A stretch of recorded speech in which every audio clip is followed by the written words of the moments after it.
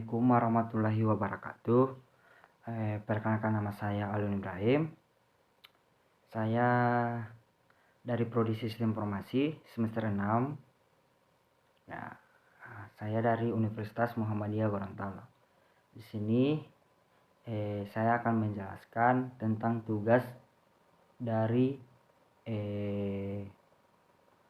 mata kuliah Sistem Berorientasi Objek. Nah, di sini saya akan menjelaskan tentang UML, Unified Modeling Language. Nah,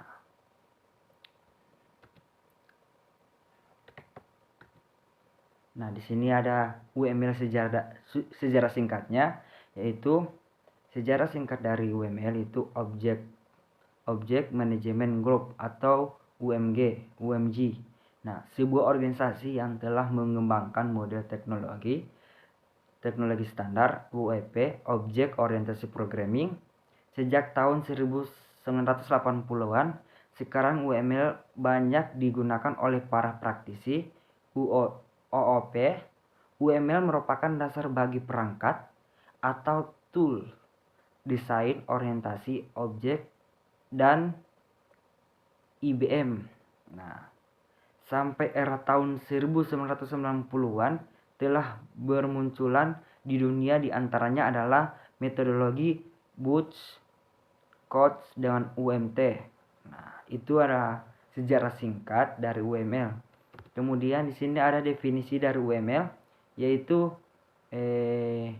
merupakan himpunan dan struktur dan teknik untuk pemodelan desain program berorientasi objek serta aplikasinya.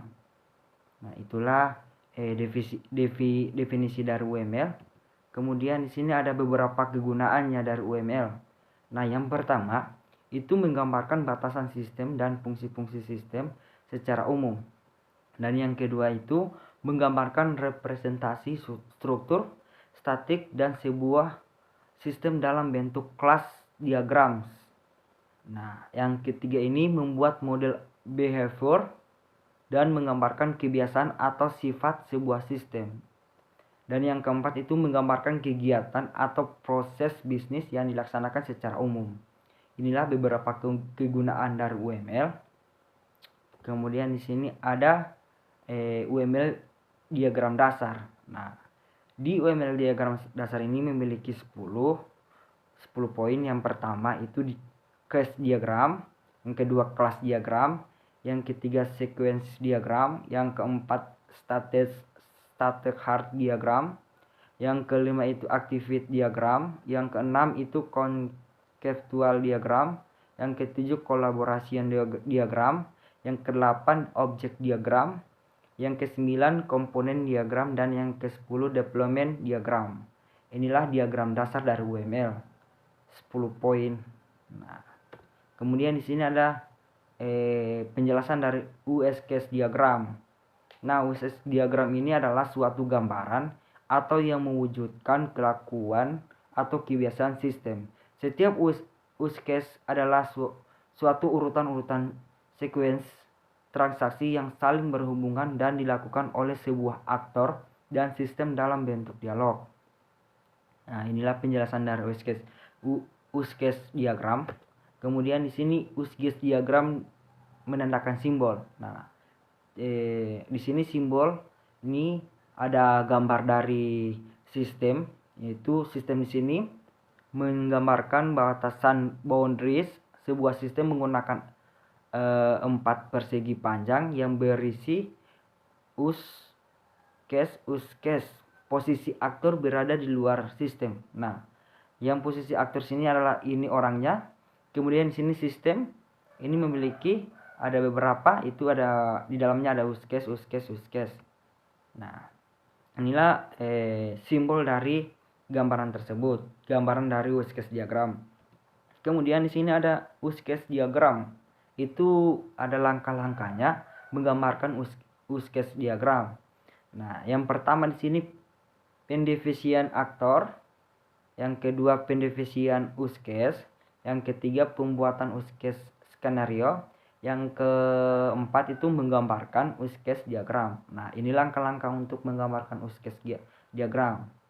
yang kita akan gunakan ketika kita akan menggambar sebuah use case diagram. Nah, poin-poin ini yang akan kita gunakan. Kemudian di sini ada sequence diagram definisi. Nah, disinilah definisi dari sequence diagram.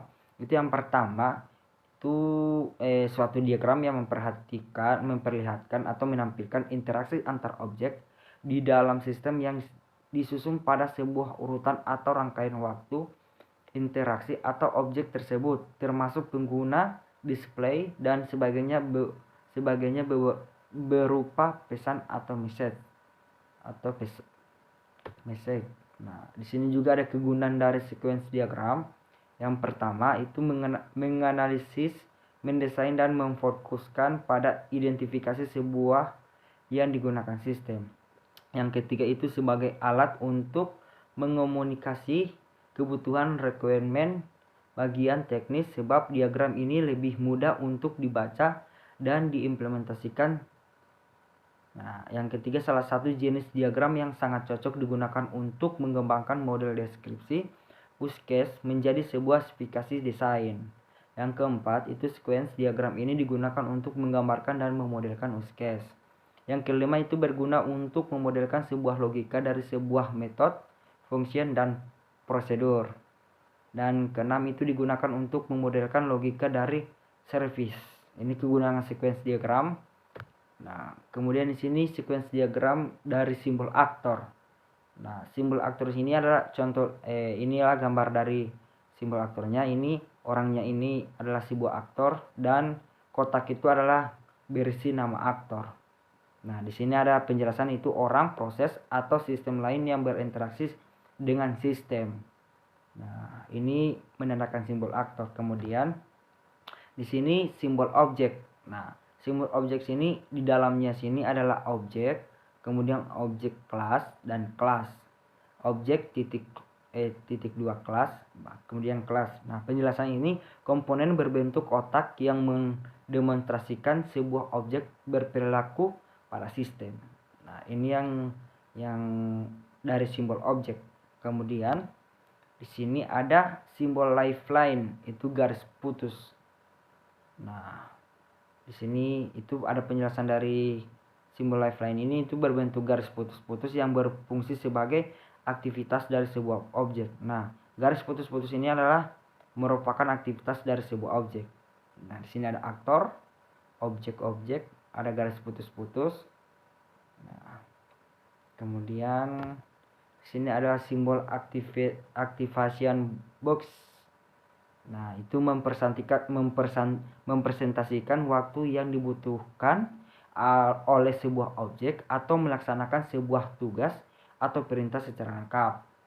Nah, ini jika kalau simbol activation ini itu mempresentasikan waktu dan melaksanakan sebuah tugas atau perintah secara lengkap dari sebuah objek.